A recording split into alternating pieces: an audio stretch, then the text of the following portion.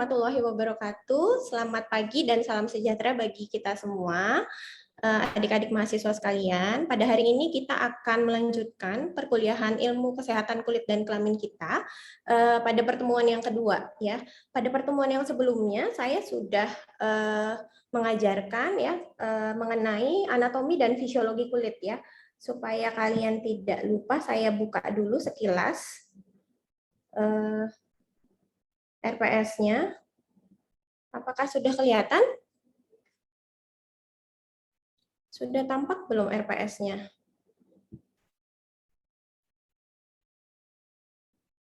Sudah? Sudah, Dok.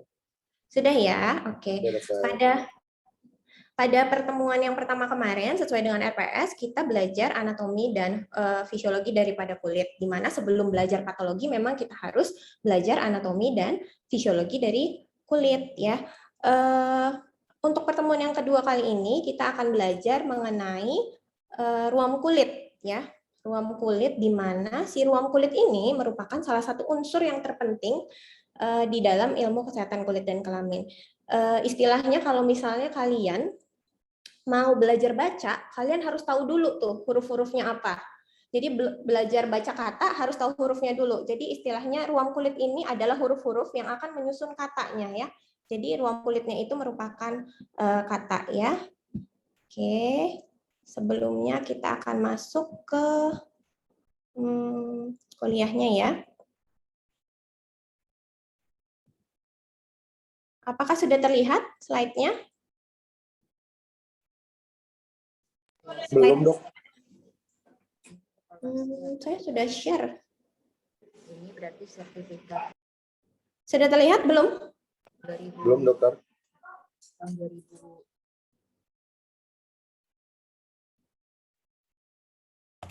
Sebentar ya. Saya ulang lagi. Share screen. Sudah terlihat? Sudah ya?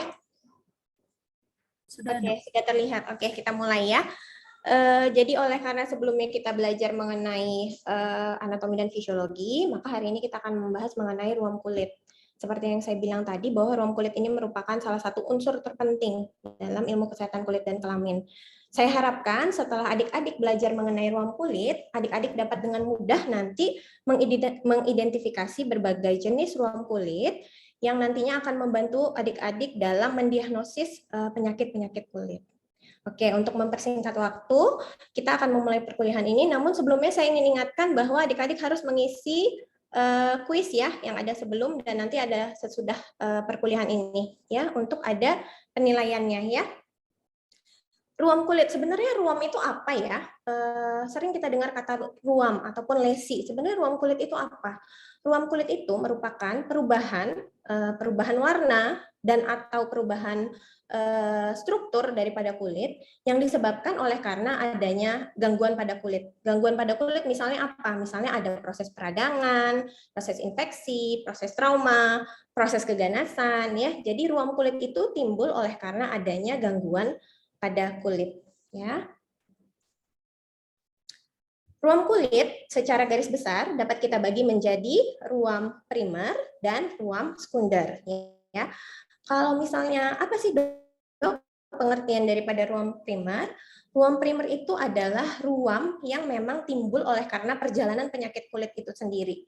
Jadi memang dari awal penyakit kulitnya itu ya begitulah memang ini ya perjalanannya, gambaran dari ruam kulitnya. Contoh daripada ruam primer adalah ada makula, kemudian ada papul, ada plak, kemudian ada urtika, ada nodul, vesikel, pustul, bula, kista, dan abses. Di mana nanti masing-masing ruam ini akan kita bahas secara satu persatu. Ya. Sedangkan untuk ruam yang sekunder, ruam sekunder ini merupakan ruam yang terjadi oleh karena akibat apa? Yang pertama oleh karena adanya perjalanan penyakit, jadi perubahan jadi perkembangan dari ruam primer menjadi ruam sekunder oleh karena perjalanan penyakit tersebut. Kemudian yang kedua bisa terjadi oleh karena adanya gangguan daripada manipulasi eksternal. Misalnya apa? Pasiennya ada ruam, kemudian digaruk gitu. Jadi berubah bentuk ruamnya. Oleh karena adanya manipulasi dari eksternal, misalnya garukan, kemudian tekanan, atau sama pasiennya diberikan obat-obatan. Contohnya apa? Contohnya yaitu ada squama, krusta, erosi, ekskoriasi, ulkus cicatrix, fisura, dan likenifikasi. Saya mengerti, pasti sampai sini adik-adik pusing ya bahasanya. Jadi kalau misalnya belum pernah belajar ruam itu bahasanya juga seperti bahasa apa ya, membingungkan. Namun nanti insya Allah setelah belajar ini, setelah belajar satu-satu kita bahas, nanti akan lebih mengerti ya. Oke, slide. Oke, kita bahas yang pertama adalah ruam primer. Tadi saya bilang untuk ruam primer ini merupakan kelainan kulit yang berbatas tegas yang hanya berupa perubahan warna semata-mata. Ya, jadi hanya perubahan warna semata-mata. Jadi kalau misalnya kita ketemu pasien, kemudian ada bercak kulitnya, kita raba ini ya bercak kulitnya. Tidak ada peninggian di atas permukaan kulit, jadi benar-benar rata gitu. Yang hanya kita lihat hanya adanya warna yang berubah. Ya, hanya ada warna yang berubah. Perubahan warnanya bisa warna apa aja, Dok? Bisa warnanya lebih kehitaman, namanya hiperpigmentasi. Bisa warnanya jadi lebih putih, namanya hipopigmentasi. Atau bisa kemerahan, atau kita sebut eritematosa. Ya, jadi ingat kalau makula yang kalian hanya temukan hanya perubahan warna semata-mata. Tidak akan kalian temukan bercak kulit yang meninggi, jadi enggak, dia rata. Jadi kalau misalnya kita ketemu pasien, kita raba, ya, raba kulitnya, oh rata, hanya berupa perubahan warna semata-mata. Hal ini bisa disebabkan oleh karena adanya destruksi melanosit. Kemarin kita udah belajar ya, melanosit adalah salah satu zat yang mewarnai kulit kita.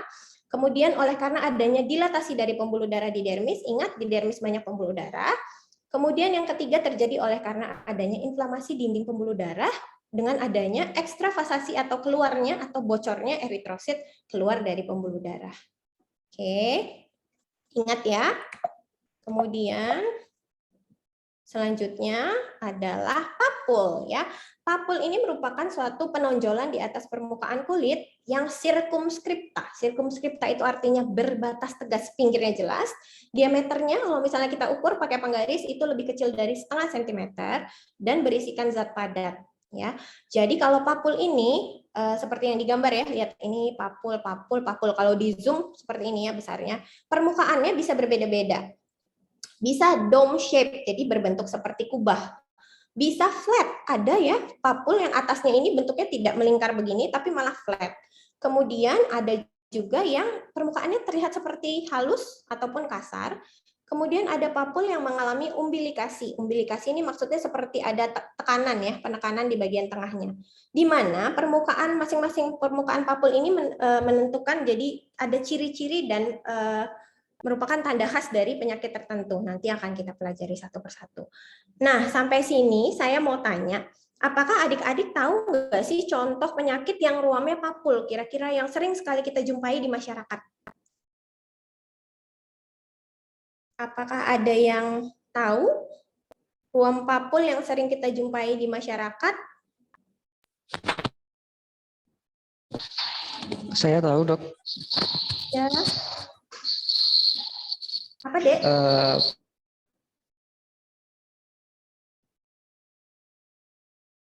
Waduh, hilang sinyal ya. Apakah ada yang lain yang tahu yang bisa menjawab? Atau ulang apa ruam papul itu? Untuk ruam papul yang sering kita temui di masyarakat ini biasanya jerawat atau akni, Dok. Iya, benar sekali ya. Paling sering sekali di masyarakat kita jumpai kalau misalnya kita ketemu sama orang tuh ada jerawatnya ya. Salah satu ruam yang kita dapat temukan di jerawat adalah ruam papul. Oke, terima kasih, Dek.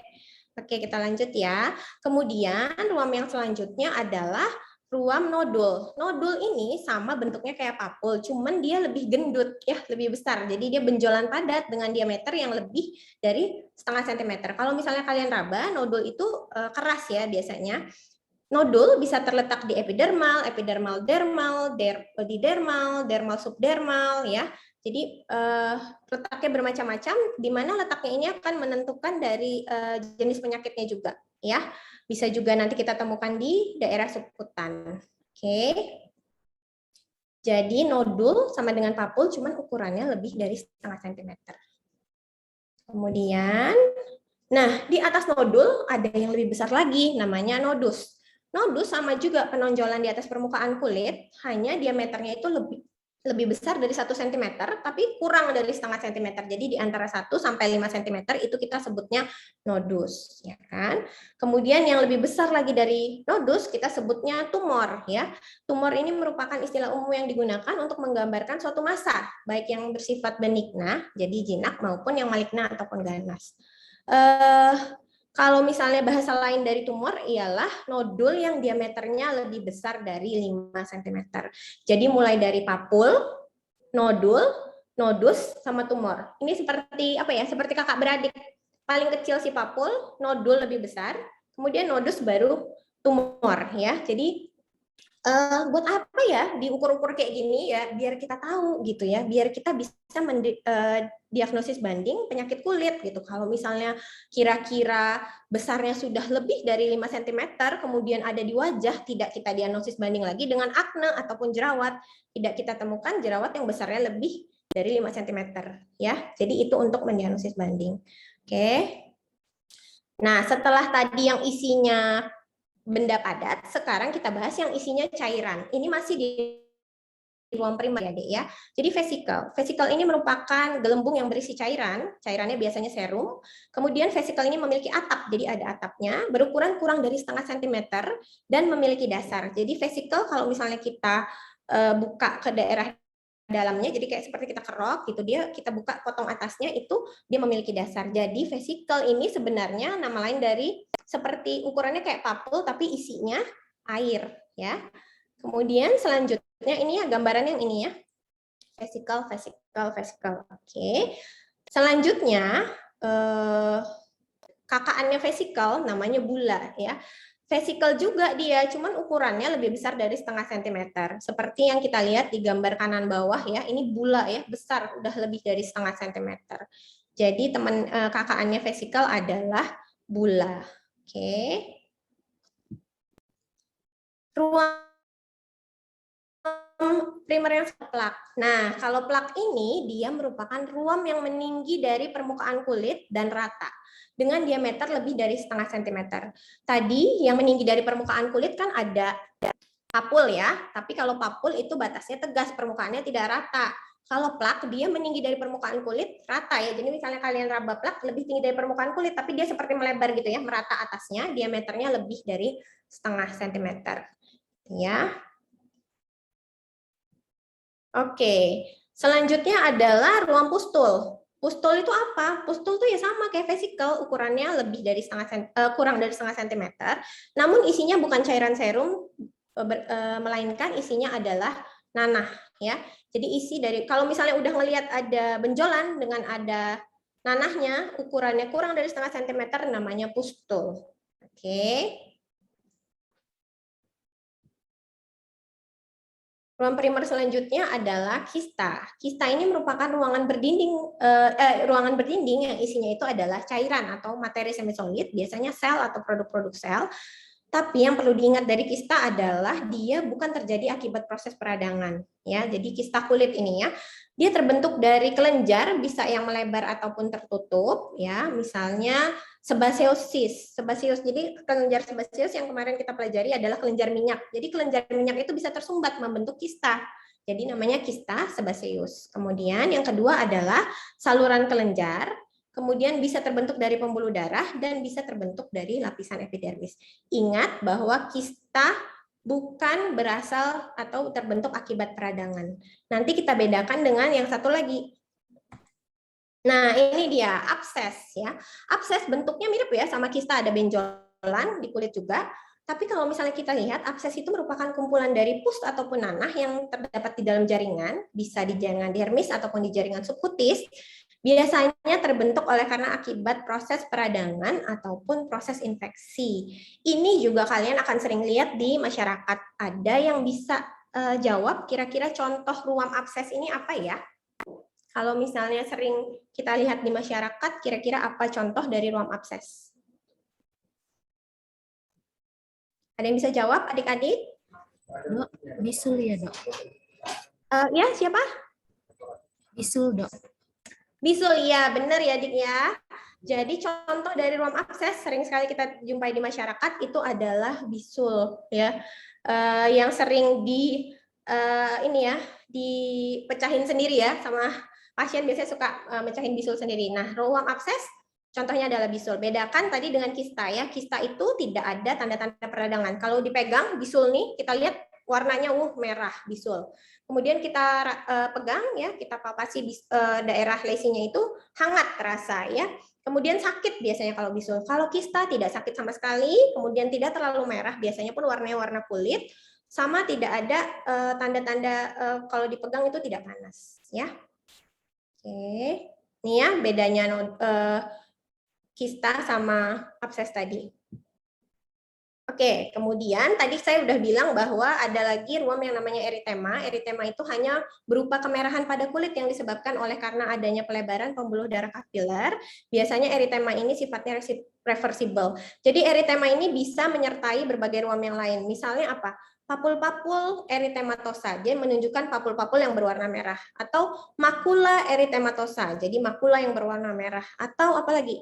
Plak eritematosa, berarti plak yang berwarna merah. Jadi eritema ini menunjukkan kemerahan atau perubahan warna pada kulit.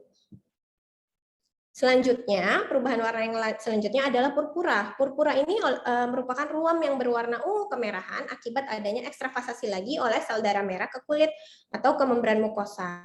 Ini purpura ya, gambarnya di sebelah kanan. Kemudian, kalau misalnya purpuranya ukurannya sangat kecil, jadi makula purpura yang ukuran sangat kecil itu kita sebut dengan peteki ya. Peteki ini nanti bisa dilihat kalau misalnya penyakit sistemik, salah satunya adalah demam denggi ya. Kadang-kadang pasien dengan demam denggi itu memiliki ruam kulit peteki. Nah, kemudian yang satu lagi perubahan warna purpura namanya ekimosis. Kalau ekimosis ini bercak purpura yang ukurannya lebih besar. Misalnya kalian punya orang tua di rumah atau kakek dan nenek ya, biasanya kakek dan nenek kalian gitu ya. Habis ada proses trauma, misalnya kejedut, kebentur gitu ya, kena gesek gitu tangannya atau kakinya, maka ekimosis ini dapat terbentuk ya, biasanya sering pada orang-orang yang usia lanjut ataupun orang-orang yang memiliki penyakit tertentu ya. Nah, selanjutnya adalah ini juga sering kalian lihat ya, teleanektasis. Teleanektasis itu apa? Pelebaran pembuluh darah kapiler yang ukurannya sangat kecil yang menetap pada kulit. Teleanektasis ini sering sekali kita jumpai nanti di praktek sehari-hari oleh karena adanya efek samping dari penggunaan krim ya, biasanya yang mengandung steroid ya, atau krim-krim yang dijual bebas ya, yang biasanya mengandung steroid yang dipakai tidak dengan terkontrol ya, bisa menjadi teleanektasis. Oke, selanjutnya adalah ruam urtika. Ruam urtika merupakan suatu ruam yang terjadi oleh karena adanya edema setempat, jadi tiba-tiba bengkak, yang timbul mendadak, kemudian dia bisa hilang secara perlahan-lahan. Ini ya gambaran daripada edema ya, dia seperti digigit nyamuk, cuman lebih lebar-lebar. Kalau misalnya makin digaruk, makin banyak, dan makin melebar. Apakah adik-adik ada yang tahu penyakit yang ruamnya menunjukkan ruam urtika? Biduran, dokter. Ya benar ya Dik ya. Jadi kalau di masyarakat kita bilangnya biduran, itu ruamnya adalah ruam urtika. Jadi sering juga nih kita jumpai ya di masyarakat itu adalah ruamnya ruam urtika. Nama penyakitnya itu adalah urtikaria ya. Oke. Sampai situ ruam sekunder ruam primer selesai. Sekarang kita masuk ke ruam sekunder ya. Semoga masih belum bosan ya. Coba berkonsentrasi oleh karena seperti yang saya bilang tadi, pelajaran ruam ini merupakan salah satu unsur terpenting dalam mendiagnosis penyakit kulit. Oke. Ruam sekunder yang pertama adalah squama. Squama ini merupakan lapisan stratum corneum yang terlepas dari kulit. Kemarin kita sudah belajar anatomi dan fisiologi kulit, di mana kulit kita itu akan mengalami proses regenerasi. Ya, jadi kulit kita sebenarnya setiap 14 sampai 21 hari itu ada yang regenerasi, kemudian kulit-kulit mati itu terlepas dari kulit, dari tubuh kita. Namun pada proses yang normal kita tidak bisa melihat terlepasnya si stratum corneum karena ukurannya sangat kecil. Tapi kalau misalnya pada penyakit-penyakit tertentu, maka lapisan stratum corneum dapat terlepas dari kulit sehingga menimbulkan gambaran adanya skuama. Oke. Selanjutnya adalah krusta. Krusta itu apa? Krusta merupakan cairan badan berupa darah, nanah, cairan nekrosis yang mengering pada permukaan kulit. Kalau krusta ini ya, dilihat ya, ini yang ada kayak keropeng, nama lainnya adalah keropeng. Biasanya misalnya kita ada proses luka gitu ya, luka, kemudian timbul perdarahan. Setelah kering biasanya dia menjadi krusta. Ya. Setelah krusta, ada yang namanya erosi. Erosi itu adalah kehilangan jaringan yang tidak melampaui stratum basalis. Kemarin kita udah belajar lapisan-lapisan kulit. Kalau misalnya erosi itu di stratum basalis karena tidak ada pembuluh darah, kalian lihat ya gambarnya, erosi itu tidak ada bintik-bintik perdarahan, jadi tidak ada darah yang keluar sama sekali. Itu namanya erosi. Kalau misalnya kalian lihat luka sudah sampai berdarah, berarti kemungkinan sudah sampai ke ujung stratum papilaris. Itu namanya adalah ekskoriasi, ya. Oke. Selanjutnya, nah kalau ulkus lebih dalam lagi ya daripada ekskoriasi. Ulkus merupakan satu kehilangan jaringan yang lebih dalam dari ekskoriasi. Sudah bisa kalian lihat ya, sudah mau sampai ke lapisan subkutis. Oke. Sikatrik, jadi sikatrik ataupun scar ya, merupakan jaringan kulit yang tidak utuh, kemudian reliefnya juga sudah tidak normal, permukaan kulitnya jadi licin, tidak terdapat aneksa kulit. Jadi sikatrik ini terbentuk oleh karena habis proses, kalian gambaran sikatrik kulit yang normal, di sikatrik itu tidak ada lagi nggak ada lagi dia akar-akar rambutnya ya, tidak ada lagi akar-akar rambutnya. Jadi sudah licin ya, jadi sudah mengalami scar. Fisura merupakan celah pada kulit yang dapat mencapai lapisan atas daripada kutis. Fisura ini kalau misalnya kita lihat pada orang-orang yang banyak bekerja dengan terpapar dengan air dan deterjen ya, seperti ada pecah-pecah, jadi bisa di tangan, kemudian bisa juga terjadi di bagian kaki ya, oleh karena adanya hilangnya kontinuitas permukaan kulit secara linier, oleh karena tekanan yang berlebihan atau berkurangnya elastisitas jaringan ya, tekanan berlebihan, kemudian terlalu kering ya, jadi habis kena deterjen tidak diberikan pelembab, bisa terjadi fisura. Oke, selanjutnya ruam sekunder yang selanjutnya adalah likenifikasi. Likenifikasi adalah penebalan kulit yang disertai oleh relief kulit yang semakin jelas. Jadi kalau misalnya ada penebalan kulit, kalian lihat nih ya, gambar di kiri ini, garis-garis kulitnya tuh semakin jelas seperti batang pohon ya, terlihat tampak jelas. Itu namanya likenifikasi. Jadi penebalan kulit dengan relief ataupun gambaran kulitnya jadi terlihat lebih jelas. Jadi garis-garis kalian terlihat lebih jelas ya. Nah, ruam primar sama ruam sekunder sudah selesai, ya kan? Sekarang saatnya kita belajar mengenai ukuran ruam, ya. Kalau misalnya tadi sudah belajar bentuk-bentuk ruamnya, sekarang belajar ukurannya. Ukurannya ini sangat berpengaruh ya untuk mendiagnosis banding suatu penyakit kulit. Ada ruam yang ukurannya miliar. Miliar itu kalau kita lihat di gambarnya ya, miliar. Kecil-kecil seperti kalau mau dibandingkan seperti kepala jarum pentul ya. Jadi kecil-kecil seperti kepala jarum pentul. Kemudian ukuran ruam yang selanjutnya adalah lentikular. Lentikular itu ya, ini yang saya tunjuk itu bentuknya hampir sebesar kacang hijau. Maksudnya pasti kalian nanti kan bingung ya, Dok, gimana ya, Dok? Kita kalau melihat pasien bawa penggaris, Dok, diukur ukurannya gitu. Enggak, jadi kita kira-kira aja ya. Miliar sebesar jarum pentul. Kemudian lentikular kira-kira lebih besar lah ya, seperti kacang hijau, lebih besar lagi sedikit ya. Oke. Kemudian numular. Kalau numularnya lebih mudah ya. Numular ini bentuknya seperti uang koin, uang logam koin ya. Jadi bentuknya bulat seperti uang logam. Kemudian selanjutnya adalah plakat. Plakat ini bentuknya melebar seperti daunnya. Katanya sih seperti daun pohon mangga ya ukurannya. Oke. Selanjutnya susunan. Nah, tadi udah ukuran. Kemudian kita belajar lagi susunan ruam. Untuk apa sih, Dok, belajar susunan ruam? Ya supaya bisa mendiagnosis banding. Jadi ruamnya papul misalnya, ukurannya miliar. Papul yang ukurannya miliar untuk satu penyakit, ada beberapa penyakit kulit tuh yang mirip gitu. Jadi kita harus tahu susunannya gimana nih gitu ya. Yang pertama adalah linier. Linier itu garis lurus ya, seperti ini garis lurus. Kemudian sirsinar. Sirsinar itu gimana? Seperti lingkaran ya, melingkar. Oke. Kemudian polisiklik. Polisiklik itu seperti peta dia ya, sambung menyambung. Nih ya, sambung menyambung. Ini biasanya kita temukan pada penyakit jamur ya, infeksi oleh karena jamur. Pinggirnya itu seperti peta, sambung menyambung ya. Kemudian retikular. Retikular ini seperti jaring. Ruamnya bukan yang berwarna hitam ya, Dek. Yang berwarna hitam itu penanda supaya kalian tahu kira-kira bentuknya seperti itu, ya. Ruamnya yang berwarna merah. Oke, kemudian nomor 5 itu serpiginosa. Serpiginosa itu apa artinya? Dia menuju ke satu arah tertentu. Menuju ke satu arah tertentu. Ini biasanya kita temukan pada penyakit cacing kulit. Jadi cacingnya udah masuk ke kulit, kemudian dia bergerak menuju ke arah satu tertentu, bisa begini ya gambarannya, serpiginosa. Kemudian ada yang seperti target lesion. Jadi kalau misalnya ada yang pernah main panah-panahan atau dart gitu ya, ada yang bentuk ruam itu seperti susunannya seperti target lesion. Jadi ada 1 di tengah, 2, kemudian 3 ya. Jadi eritema dengan vesikel yang berwarna lebih gelap di tengah, dikelilingi dengan halo yang berwarna merah ya. Oke, ada yang corimbiformis. Corimbiformis ini susunannya seperti induk ayam yang dikelilingi anaknya. Mana induknya? Ini yang di tengah merah ya, di tengah induknya. Anak ayamnya mana? Yang titik-titik merah ini anak ayamnya. Ini adalah tanda dari kandidiasis yang disebabkan oleh karena pemakaian popok ya pada anak-anak. Oke.